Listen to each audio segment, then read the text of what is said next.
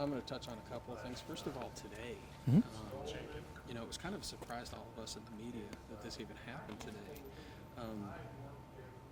What did you think about, the outcome of today's hearing? Totally shocked. I think the events of the past 2.5 weeks, plus today, I think they all speak for themselves. If you go back and you look at the trial and you look at the way that things were said and things were handled, you can't help but come to the same conclusion. I mean, it was an attack, and our daughter's not here to say anything for herself. The pressure is, after 5 years, it's just too much. There were 3 different people that give 3 different versions of what was said. They all had the correct word in it. They just all added to it. I didn't deny that I said lowlife. So I'm not going to deny that. So if it costs $400 to do it, then it costs $400 to do it. But there's not, freedom of speech got a price tag on it, and that's the $400. So today, it's finally, that part of it is over. Yesterday really never ended for us. And today we can take a breather. So I'm glad it's over with. Let me ask you this: what were you thinking and what were you feeling when you kind of, went after him? I was shocked. I didn't expect that at all. I expected that, again, that justice would be served again. The judge would look at what transpired and look at the testimony, which happened at the craziest of times, and see what was going on. But I think he already had his mind made up. He's had a long week too, so it is what it is. Yeah, I think a lot of the feedback online and stuff. There was a lot of negative feedback about those attorneys and the way they handled the case. Some people would say, well, they're just doing their job. Do you feel like a line was crossed? I feel like if they're going to do their job in that way, they're going to have to expect that people are going to feel badly about it and expect reactions and have a thick enough skin to own what they're doing and not be hurt because somebody's offended by it. There's different ways to do your job, and if they're going to choose that way that is going to make people hurt and going to make people angry, they're going to have to expect people to act hurt and angry. Well, I'm amazed to find out that you can say anything you want to in court if you're an attorney. It doesn't have to be the truth. It can be a version of the truth. It can be a perverted version of the truth. It can be an out-and-out lie. And you're not held accountable for it. But you step outside of a courtroom in general public and say the same thing, you're held liable for what you say. But you're not held to that same standard in a court of law. I don't understand that. You see rape victims being re-victimized, saying they were asking for it because of the way they were dressed. It's not right.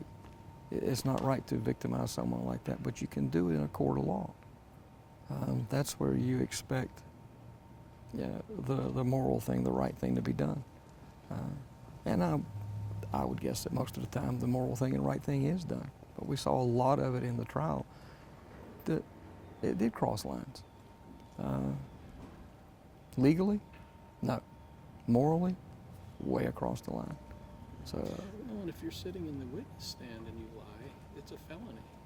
Yes. It's supposed to be. Yeah. Is there something just askew about that? We feel it is, but that's what we're told is the normal course of business. You're on the witness stand, you swear under oath, you tell the truth. But the attorneys are not under that. The prosecution is under a different standard than the defense attorneys, so the prosecution can't do that. But defense attorneys can say what they want to say and twist things how they want to twist them in their perception of how they believe things to have transpired. I think it's a very fine line. I feel that it was crossed, but it's a line, a really gray area, that line that's crossed or not crossed. Yeah, I think the main thing that shocked me about today, besides complete miscarriage of justice as far as I'm concerned, there was no due process. No papers were served. We had to get our representative at the last minute. She had no idea what the charges were. No due process happened. We weren't served anything. It was totally askew from what I've ever seen. So I didn't know things could be done that way. I think there's a lot of appealable issues. Don't know if we'll go that route or not. We may not. Honestly, we're just glad to get this day behind us, and just time to take a breather. Okay. And in that note, now that you've had a day to process what happened yesterday, how are you We haven't even been able to process. Yesterday was spent calling our attorney and trying to explain what we didn't know to explain, and her trying to call and find out what he was actually charged with and what exactly was going on, and no time to really talk to anybody. I mean, we knew at the beginning of the week, or the beginning of the 2 weeks, when it happened, that he had complained about it and that there would be a contempt hearing after the trial was over. That's all we were told. That's all anybody knew. And then when the judge said that we were recessed until 9:30 this morning, that's when we questioned why is it 9:30 in the morning? And well, that's when our hearing was, and we knew that it was coming during jury deliberations. Is when we were notified that it would be happening, but they didn't know when. Wow, and it caught us all off guard too. We're like, what, 9:30 Yeah. tomorrow? What are we Yeah, nothing was filed. Our representative had to find out what exactly the charges were and clarify with the judge standing there in the courtroom. And even then, I mean, if you were in the courtroom, you saw when it was over, he had to look up what the charge was. He had to flip through papers and figure out which charge it was going to be. But he had already written down and said how much the fine was. It was a little weird. I've never seen it like that before. But no, we didn't get a chance to process yesterday. We didn't get home till after midnight, talking to the press and then just trying to just calm down. But you couldn't, because we were trying to get prepared for this morning. And we had this looming over us all night long. It was hard to sleep again. You couldn't really prepare for it because we didn't know what it was. So, but again, it's over. Today we're going to relax and process, and we'll pick up tomorrow and we'll start again. The same thing that we've been doing for almost 5 years. We're still looking for answers. We're still looking for our daughter. The past 2.5 weeks has not really been about the Moors as much as that was what the trial was. It's still about Heather. And today, it's still about Heather. It's not about me. It's not about my wife. It's not about our family as a whole. It's about Heather. And it's easy to lose sight of that. And I think there are a few that have lost sight of it. We haven't lost sight, and that's what we're still doing. So we'll dust our shoes off and start again tomorrow. And what is that going to involve? Where do you go from here? There's still another trial to happen. The other person that's involved with it is charged. That the retrial there is still pending. They'll be going forward with that. So we've got to wrap our heads around that. We'll still be talking with search teams and still be talking with people that have tips. We'll still be talking with the media, still trying to get the message out. And now that we've done the trial and y'all are putting this in the news, that appeal is going out. Every time the trial is played and people are listening and watching the live stream, this is about Heather. And we're asking for tips. We're asking for anyone who didn't hear about this before. I've been surprised to find out how many people in Horry County haven't heard about this, and how many people in the jury pool had only heard, minor details, and some hadn't heard at all.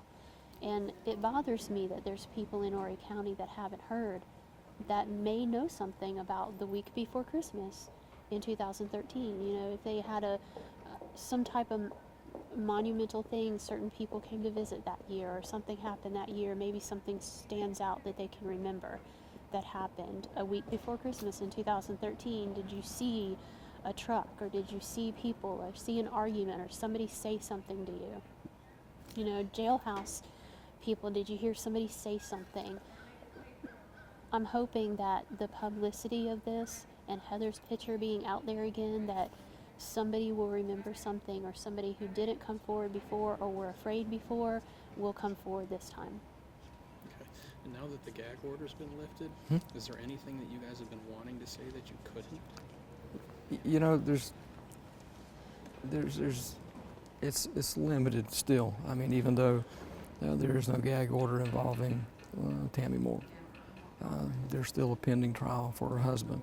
So some of that stuff still crosses over. It's a gray area, but there's nothing particular that I've ever wanted to say. One thing that I've wanted to say, because we didn't say, but now that Tammy Moore has been convicted of kidnapping and conspiracy to kidnap, I can say, if anyone who knows Tammy or knows about her whereabouts or her activity or anything that Tammy has said in the past 5 years, or even before, in the planning stages of what she did during the conspiracy part, if anybody knows anything of that for a fact and can come to the authorities and prove it, or come to the authorities and tell them, even if it's something they heard, it can't be used in court, but it could be used to investigate. So we've not been able to blame her, and say anything that Tammy Moore said or anything that Tammy Moore did. Now we can say that. She's been convicted, and we can say that. So now I'm asking, anything that she said, anything that she's done, anything that anybody knows about her activities, her behavior, her contacts, anything that might help us find Heather, please come forward to the police and tell them. Okay. And it's because of local media that has not lost interest, that continues to show support for what we're trying to accomplish, that we're trying to find our daughter. It's because of people like you that still get the message out, and we're very, very thankful for everyone in the community and everyone in the media. There's lots of stories everywhere, but you guys continue to help us with this, and we're really grateful for that. So, I appreciate everyone in the media, all branches of it. So. Well, and this is the third trial that I've covered. I covered Sidney's original, and then his contempt, and then this one. And it's hard for me as a human being to not feel for you guys. And what gets to me is that you guys have to keep reliving this, and you're going to have to again during Sidney's next trial. So talk about what that's like. It's awful. You can't separate yourself from it. And you can't help but relive it over and over and over again every time they tell the story and they show where everybody was at, and you're watching it on the maps. It's like it's December of 2013 all over again. It doesn't go away. It hurts every time. It's hard not to get emotional with it. And it doesn't get easier. You would think that every time you saw that truck go by, or every time you saw him calling that payphone knowing Heather was on the other end, you would think seeing it again and hearing it again, it would be easier the third time, but it's not. It feels harder. It's harder to cope with it. It's more raw, for me anyway. It feels like it's happening right now when you're watching those things, because you know in your heart what's probably going on. You just don't want to. You don't want to relive it, but you can't help it. You know, it's fresh every time that it goes through, and it's like it's happening right now, and there's nothing you can do about it. You know, you can't change it, you can't stop it, and that's the hardest part. You know, and I feel for anyone that's ever been through this, and anyone that ever has to go through it. I mean, I wish no one have to go through this again, ever. But the world is not a nice place. I mean, in reality, people are cruel. And you know, we just got to keep moving forward, and we got to try to find where our daughter's at. I couldn't help thinking when someone was on the stand testifying about the events that happened and looking at Tammy, I couldn't help thinking that she has got to be taking herself back to that place. And how can a human being, it's got to be going through her mind. I just don't understand how. It's hard. It's hard to look over in that direction, okay? But and I don't pretend to know what she's thinking. But it didn't look like she was. You know, she wasn't wasn't displaying any emotion, and that. It didn't look like she was remembering things, and it felt like when she was on the stand, the things she was saying were things that she planned to say. So she wasn't saying those things out of remembering. She was saying those things out of planning. And this is what I'm going to say. And, you know, trying to say she was Heather's advocate when it was completely the opposite. And the things that she said about Jesus Christ, and God's not going to be mocked. And she's in jail now. Well, it seemed to me like she wanted to portray herself as a victim in this whole thing. Yeah. And that was hard to watch, but the bottom line and the outcome speaks for itself. I mean, a jury of 12 absolutely unanimously agreed that she was guilty. Yeah. Regardless of whether she was a victim of something, it doesn't negate what she did. And it's just like with them trying to tear down Heather's character and who she was and what she wore and where she worked. That has absolutely nothing to do with what Tammy did. We were here because of what Tammy did to Heather. Regardless of who Heather was or who Tammy was, Tammy did this.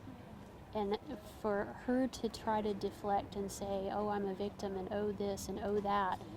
No, you did something, and that's why we're here. Our daughter's not here, and so she has these people representing her because she can't be here to speak for herself. What any other things were irrelevant. The proof of what they did is what was important. Okay. One more thing, and I'm going to let you go. I know this is not easy for you guys. You had, you both talked about how, some kind of a plea bargain or, lesser sentence. If they'll just come clean and let you know where she is, where you can find your daughter. Yeah, I would plead to anybody that's done something to anybody, if you have any remorse whatsoever, then don't put the victim's family through what we've had to go through. This is torture. Sitting in that courtroom, listening to all these details is absolute torture. And I would just beg anybody who's done something wrong, if you're guilty, just say, I'm guilty. Save yourself the torture, save your family the torture, and save the victim's family especially the torture of going through a trial. Just plead guilty and take a lesser sentence. It's better for everybody. So I would ask that anyone else involved in this would do the same thing. Eventually, The truth will come out, and we'll have answers. I mean, I hold out for that every day, and that's our biggest hope is that we can bring Heather home. And you can kick us. We got kicked today, but we're going to keep getting back up. And there's a job to be done, and we can't stop. Neither one of us can stop. I mean, there's so many people that are supporting, that are helping, that are still looking, and they're not going to stop. You know, it's a whole community, but we cannot stop. We don't have answers. I don't think any parent could stop and just say, I give up, I can't do it anymore. There are times when you want to, but you can't do it. You know, you get up the next morning, you start that night, you start middle of the day, you know, it doesn't matter when, you're always looking for answers. And I do believe that they'll come. I hope that yesterday's outcome will push that along a little bit. You know, it may not, but our prayer is that it will. You know, so just keep us in your prayers and pray for the same thing. We're looking for justice and looking for answers. You know, but answers more than anything else, because we don't know. And one more quick thing. I'm sorry, but you had mentioned that you would actually like to sit down and talk with Tammy. I mean, what would you say to her? You know, at this point, I don't know. You know, early on, I would have loved to have been able to speak to both of them. You know, whether it's on the other side of a pane of glass or with guards in the room. You know, I would just like to plead to both of them as parents. You know, just tell me. You know, do the right thing. Tell me what happened. Tell me what happened the whole night. You know, tell me where my daughter's at. Don't continue to do this. You know, I don't think she would ever answer it. You know, after seeing the trial, I don't think she would ever answer it. But the plea is still there. You know, if she does see this, or if she does hear about it, you know, just give us what we want. Give us what we deserve. You took away something that you had no right to take. None. You know, nobody has a right to do that. That's the plea, is just be human. You know. So, other than that, there's nothing else that you could ask or say. There's no amount of threatening that's going to get it done. You know, it's pleading and begging, and you know, for years that's all we've done is we've pleaded and we've begged. Please tell us something. Anybody that knows anything, and I'm sure that those two know the answers, but I feel like there might be more that know some bits and pieces of it that still just aren't willing to tell it. You know, so we're still begging those people, just please tell us what we need to know. I mean, during the trial, you saw some of their own family members testify against them. That took a tremendous amount of courage to do that, and we're so thankful for it. You know, that would have to be a hard thing to do. So anything that anyone knows, just please come forward and tell us.